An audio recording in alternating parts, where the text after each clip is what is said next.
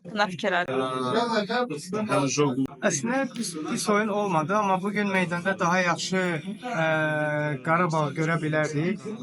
Ümumi götürəndə vacib qələbə oldu və ikinci yerlə aramızdakı xal fərqini daha da artırdıq. Ümumi götürdükdə bizim üçün çox da belə pis gün olmadı. Dediği kimi 15 xal fərqi var. Bundan sonra oyunlara necə necə motivasiya olacaqlar? Evet, obviamente não é um. Ümumiyyətlə, yəni qeyd etdiyiniz kimi çempionluğa demək olar ki, həll olunub, amma hər bir məşq, hər bir oyun inkişaf eləmək üçün, oyun keyfiyyətimizi artırmaq üçün bir imkandır, bir vasitədir. Ona görə də yəni qalan çempionatın qalan oyunlarında da yəni oyun keyfiyyətimizi artırmağa çalışacağıq. Çünki qarşıda bizə həm də Avrokubokların kvalifikasiya mərhələləri gözləyir.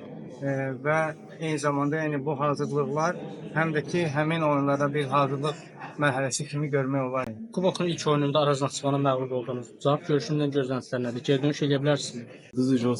Çox istekliyik. Həqiqətən yəni tamamilə həmin oyuna köklənməliyik. Çünki həmin oyunda qələbə qazanmaq istəyirik. Adı transfer söyləntilərindən hallanır barədə düşüncələri. Yəni təklif gəlib. Xəbərim yoxdur. Bilmirdim.